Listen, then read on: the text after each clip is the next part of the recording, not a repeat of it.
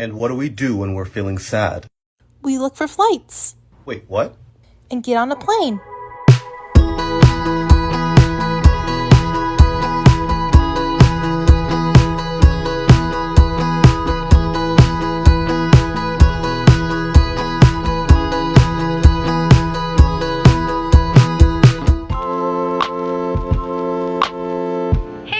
Welcome to today's travel vlog. So before we start off, I just want to share with you guys the travel requirements to go to Korea.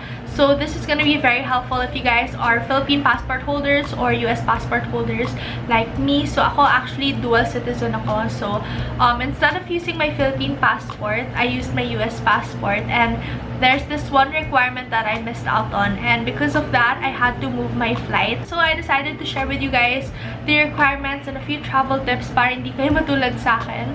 So if you guys want to skip this part, you guys can skip to this timestamp para panood nyo na yung travel vlog. So let's start now with the requirements. First on the list is of course your visa. So if you guys are Philippine passport holders, you guys need to apply for a Korean visa, and there are two ways to get that.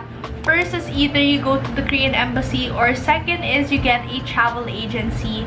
I'm a dual citizen, so I don't need visa since I have a US passport. But for my mom and my little sister, they got a travel agency which is located in Megamall. It's called Reli Tours. I'll be leaving their address and contact number here on the screen and on the description box para makontak nyo sila. And honestly, it wasn't super hassle. You just have to compile all the list of requirements that they need. Tapos pag pinasa mo sa kanila, sila nagagawa ng work. So you just have to wait na lang. I think my mom and my sister waited around 10 days. So I think maximum na yung 2 weeks. But if you're a US passport holder like me, obviously, hindi na kailangan mag-apply ng visa. Pero you guys have to apply for the K-Eta. This is the K-E-T-A. It's the Korean Electronic Travel Authorization.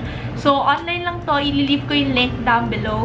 Ito yung requirement that I missed out on. Hindi ko alam may kailangan pala na ganito. So, if you guys are US passport holders, alam nyo na. Ililive ko yung link down below. You just have to fill it up online. And then, yung result niya, I think it's about an hour. 1 hour siya dumating sa akin. So, 12:02, pumunta na ako sa check-in counter. Tapos, 12 daw pala nagsasara yung system ng Korea. Kaya yun yung reason ba't ako na move ng flight. But basically, it's better to do this a day before your flight, nasa bahay, para pagdating niya ng airport, naka-print out na siya and ipe-present niyo na lang siya sa check-in counter dito sa NAIA. Next is a negative RT-PCR antigen test. I'm not sure if same applies to all airlines, but as for Cebu Pacific, if RT-PCR yung titake nyo, dapat 48 hours before the departure time, and then kung antigen, 24 hours before your departure. So I would suggest just take the antigen because it is way cheaper. And pagdating nyo ng Korea, magte-test kayo ng RT-PCR. So, mas mabuti nang magtipid kayo dito sa Philippines kasi pagdating nyo sa Korea, wala kayong choice. Last but not the least is you guys need to fill up the QR code. So once you guys arrive Korea, ang unang sasalubong sa inyo is the QR code. I'll be leaving the link down below para ma-fill up nyo na yon. It's better to take it before you guys leave the Philippines para pagdating ng Korea, naka-print out na siya, ready na siya. So basically yung lang naman, I'll just wrap it up for you guys. Okay, so for Philippine passport, you need a visa, the negative RT-PCR or antigen test, and then the QR code. And then, if you guys are a US passport holder naman, ang kailangan nyo is yung K-Eta or yung K-E-T-A, yung Korean Electronic Travel Authorization, the QR code, and then a negative RT-PCR or antigen test. A few other tips I want to share or want to remind you guys then is it's better to do online check-in kasi ngayon ang daming Koreans talaga, guys. Kasi nung flight ko, sobrang daming Koreans. So, sobrang haba ng line sa check-in.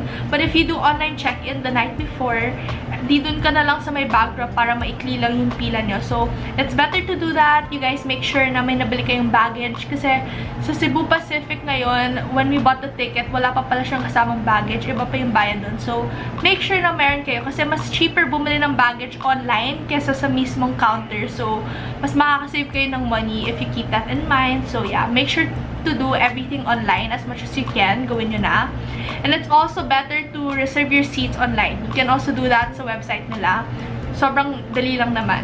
And another tip tip is to print na all the requirements. I already mentioned this kanina, but yeah guys, print it para isang bigayan na lang lahat. Make sure to put it in an envelope or a folder para organize yung stuff nyo. So, print your ticket, your swab result, yung QR code, pwede din i-print nyo na yun.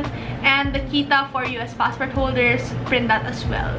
So, yun. I'll just leave the links down below para nandyan na siya lahat sa baba. And another thing pala guys, when you arrive Korea, you have no choice but to take an RT-PCR 3 days upon your arrival. So, pagbaba nyo ng airport, or paglabas nyo ng airport, mayroon na kayong makikita doon that COVID testing area. And it's better to take it na mismo sa airport kesa maghanap pa kayo ng sariling clinic. And I think around mga 3,000 pesos lang yun. And then, once you take a test, you're just gonna receive an email kung negative or positive kayo. And obviously, kung negative kayo, then you're good to go. Wala naman ng kailangan ibang gawin. Then, siguro pag positive, i-contact na lang nila kayo since they have your contact number naman and kung saan yung hotel nyo or kung saan kayo nagsistay. Yun lang naman yung mga travel requirements if you guys are going to Korea as well. I hope you guys have a great stay there. And I'll stop talking na and let's get started with the travel vlog.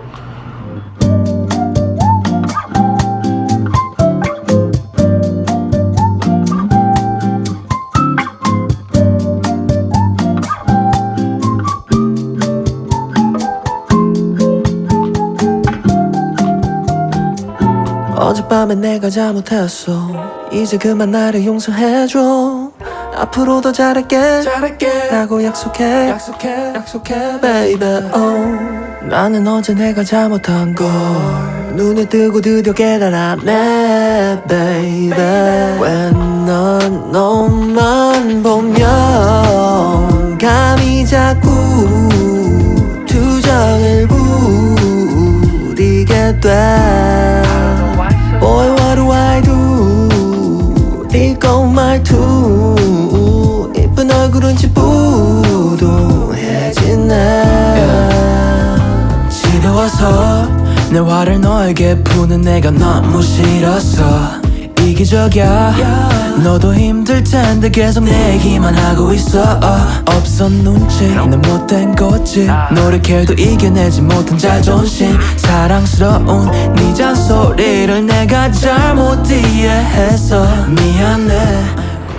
Hey guys, so we're now in Korea. So I just got out of immigration and I already got my baggage. So right now I just went out and then there's this COVID testing center.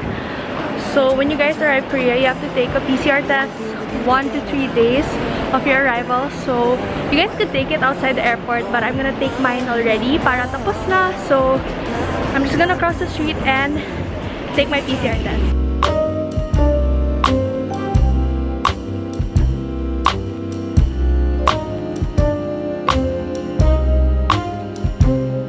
Hey guys, time check. It is now 8:30 in the evening.